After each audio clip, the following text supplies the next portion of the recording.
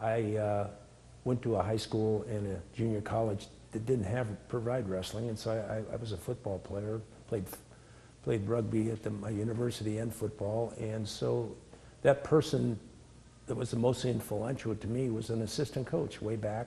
I'd coached for 3 years by myself, and a junior high school teacher by the name of John Garcia came over, and I got him hired as the assistant, spent 7 years from him, and he was All-American, College Division All-American at Cal Poly, and had wrestled 8 years for Von Hitchcock, 4 in high school at Hayward High School and 4 years at Cal Poly. He had a great impact on me in my learning of the sport of wrestling. I bet. This question, since you just stated you didn't wrestle, I'm sure early in your career, though, you had heroes that you looked up to, either in the coaching. Yeah, well, I had heroes in the sport, you know, back then, of course, you know, Dan Gable, and then Dave Schultz came along, and Mark, but my coaching heroes early, I was just talking to you about, were Dave Hinksteller, Hal Simonek, and then my biggest rivals and guys I battled with are John Woods, Ken Boss, and they became role models and mentors for me to help me move along in my learning experience, learning the sport. So those were great inspirations for me. Well, I think the way I develop relationships with young student athletes, I just had an ability to learn that athletes will do anything for you if they're motivated, and the way they're motivated is how much you love and care about them. And not just in the workout room, in the matches, it's off the mat, in your office, how you help them with their personal life. And so my impact was that, and I thought I was a pretty good recruiter.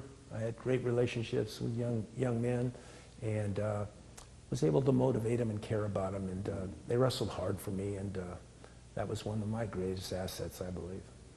Well, career-wise, I was in an area up in Ventura County, and back then the junior colleges could only recruit from their area. And I always thought we could be competitive. We won 17 conference titles, but I really, really didn't ever believe that we had the high school base to win a state title. And finally along came 1989, and I got a good group of young athletes, 6 of them, and we finished second. We had 5 state finalists and only one champion, but we finished second in the state to Fresno City. And the next year I had them all back, and I thought we had a great chance to maybe win it. And we won the state title. It was at Cypress College, and that's my greatest memory. I just didn't think it would ever happen, and finally the right combination of all local kids. Yeah, and we won a state title, and then we won it again the next year. So it was pretty awesome.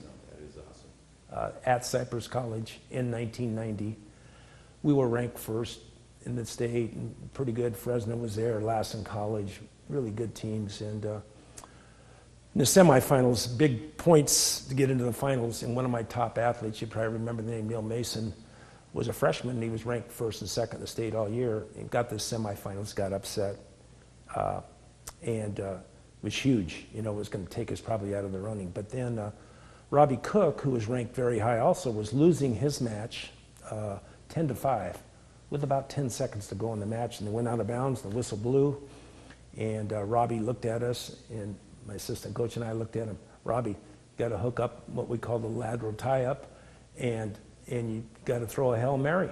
That's your only chance. Okay, and the good part of it is we practiced it during the week.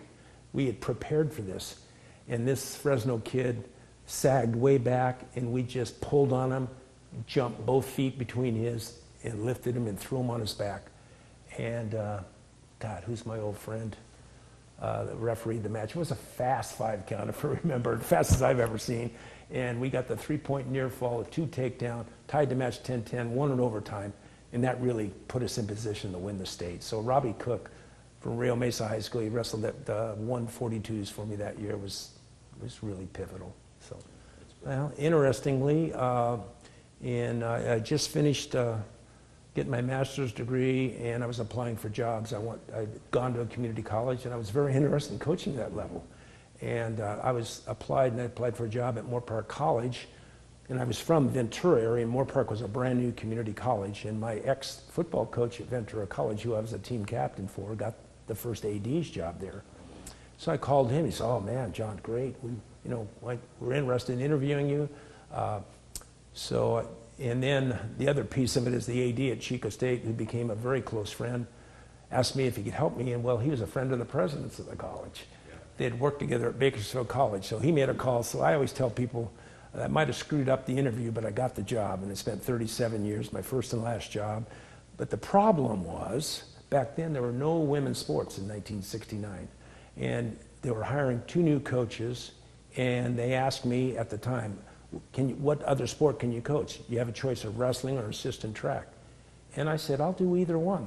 Yeah, I didn't want to tell the president no. I wanted that job. Right. And the other coach that interviewed said, I'm not coaching wrestling, I'll do track. So I ended up being the wrestling coach, and I was going to do it for a couple of years. I was going to be a head football coach. And my story is I fell in love with this damn sport, and it never stopped. And gave up football after 10 years and made the choice to go with wrestling. No one understood but my wife. Even my mom said, what are you doing? You're going to be the head football coach. And I said, I love the sport. That's what I'm going with. And had a lot of fun, made a lot of friends. If you had it to do over again, would you change anything, John? Or? Not a thing. Not a thing. I am so blessed in my personal life, so blessed with my teaching life, my coaching, the changing young men's lives, the impact we have on them. I had the greatest career. Every day I got off the freeway to turn to go to Moore Park College, I had a smile on my face. And I loved that place, spent 37 years, became the athletic director. Now I'm a commissioner of a conference. I still have impact on student athletes. And the last thing I'll leave you with, my daughter, when she was in first grade, and they ask you, share what your dad does for a job. And she said, and she was very shy, and she's 41 years old now, and she said, my dad plays ball. I played ball my whole life. What a great statement. I played ball. It is. So. Well, congratulations, and you've had a great career, and we're honored to have you in the Hall of Fame. I'm so proud to be a member. Thank you.